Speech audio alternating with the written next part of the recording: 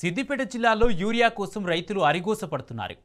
నంగనూరు మండలం పాలమాకుల ప్రాథమిక వ్యవసాయ సహకార కేంద్రం వద్ద యూరియా కోసం రైతులు బారులు తీరారు. క్యూలైన్లో చెప్పులు పెట్టి యూరియా కోసం ఎదురుచూస్తున్నారు. సరిపడా మోతాదులో స్టాక్ రాకపోవడంతో రైతులు ఆందోళన చెందుతున్నారు.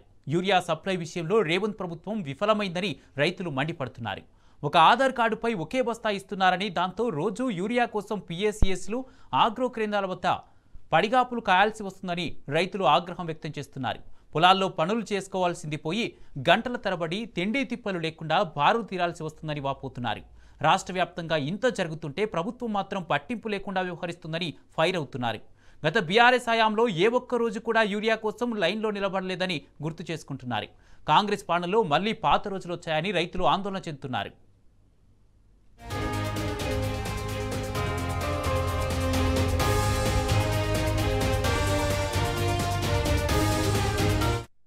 సిద్దిపేట జిల్లాలో యూరియా కోసం రైతులు అరిగోసపడుతున్నారు.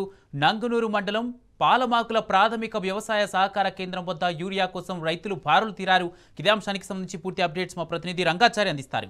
Rangachari, good morning Kumar. ఇది సిద్దిపేట జిల్లా వ్యాప్తంతో పాటు అటు ఉమ్మడి మెదక్ జిల్లాలో, మెదక్ సంగారెడ్డి జిల్లాలో కూడా గత నెల రోజులుగా ఇదే తంతు కొనసాగుతూ ఉన్నది. ప్రతిరోజు ఏదో ఒక చోట రైతులు రోడ్ల మీదకి రావడము, అట్లాగే యూరియా కోసం అటు ఆగ్రో కేంద్రాల వద్ద పిఎస్సిఎస్ల వద్ద బారులు తీరి క్యూలు కట్టి నిలబడుతున్నటువంటి దృశ్యాలు అంతటా కనిపిస్తున్నాయి. ఇది ప్రతిరోజు కనిపిస్తున్నాయి.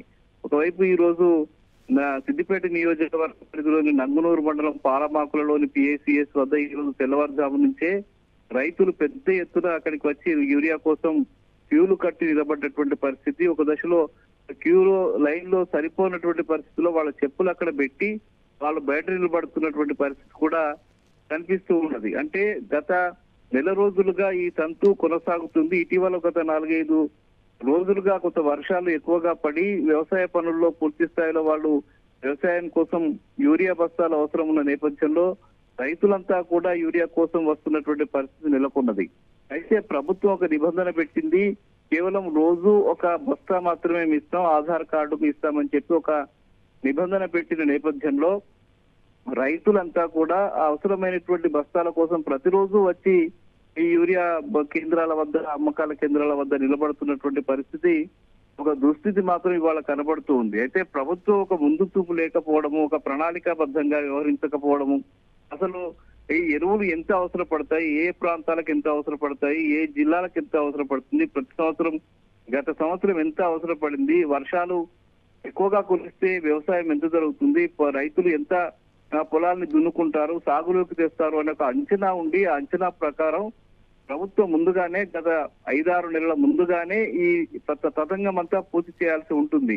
కేంద్రానికి లేఖ రాసి కేంద్రానికి స్పష్టమైనటువంటి స్టాక్ సంబంధించిన పంపించి ఆ స్టాక్స్ ని తెప్పించుకొని రైతులకు అందుబాటులో ఉంచాల్సిన బాధ్యత ప్రభుత్వం మీద ఉంటుంది.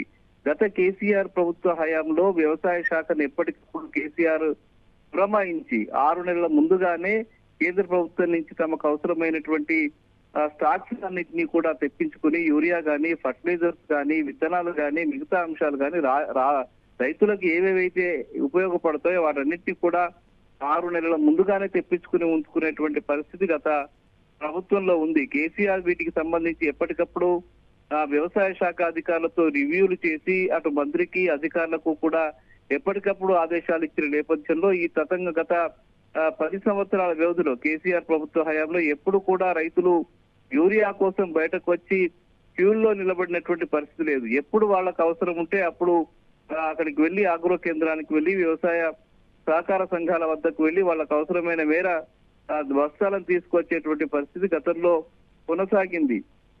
అంతకుముందు కాంగ్రెస్ పార్టీ ప్రభుత్వం ఉన్నప్పుడు కూడా ఇట్లాంటి పరిస్థితి ఉండేది.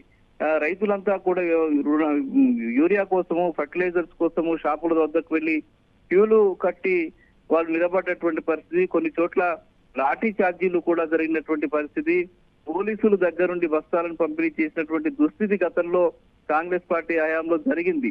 అట్లాంటి పరిస్థితి తెలంగాణ వచ్చిన తర్వాత రైతులకు ఉండొద్దు అనే ఒక దూరదృష్టితోటి కేసీఆర్ ఎప్పటికప్పుడు పర్సు చేసి రైతులకు అవసరమైనటువంటి మేర యూరియాను పంపిణీ చేయించినటువంటి పరిస్థితి ఉండింది. కానీ గత ఈ కొత్త ప్రభుత్వం ఏర్పడిన తర్వాత కాంగ్రెస్ పార్టీ ప్రభుత్వం ఏర్పడిన తర్వాత ఒక ముందు చూపు లేకపోవడము, అవసరమైన సాక్షిని ముందుగానే తెప్పించుకోకపోవడము, పంపించకపోవడం ఫలితంగా రేవంత్ రెడ్డి ప్రభుత్వం ఆ దృష్టి లేకపోవడం వల్ల అంతటా కూడా రైతులు ఇదే పరిస్థితి ఎదుర్కొంటున్నారు. రాష్ట్ర వ్యాప్తంగా కూడా ఇదే పరిస్థితి ఉంది.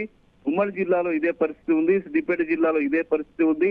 గత 4-5 రోజులుగా ఈ ప్రాంతంలో పెద్ద ఎత్తున ఈ పరిస్థితి కొనసాగుతున్నా కూడా ప్రభుత్వ అధికారుల నుంచి కానీ అటు ప్రభుత్వం నుంచి కానీ కనీసమైనటువంటి చర్యలు కనిపించడం లేదని చెప్పి రైతులు ఆందోళన వ్యక్తం చేస్తున్నటువంటి పరిస్థితి ఉంది. ఇప్పటికైనా ప్రభుత్వం కళ్ళు తెరిచి రైతులకు అవసరమైన మేర యూరియాని పంపించాలని చెప్పి వాళ్ళంతా రైట్ డిమాండ్ చేస్తున్న పరిస్థితి కొనసాగుతుంది Kumar. Right thank you Rangachari.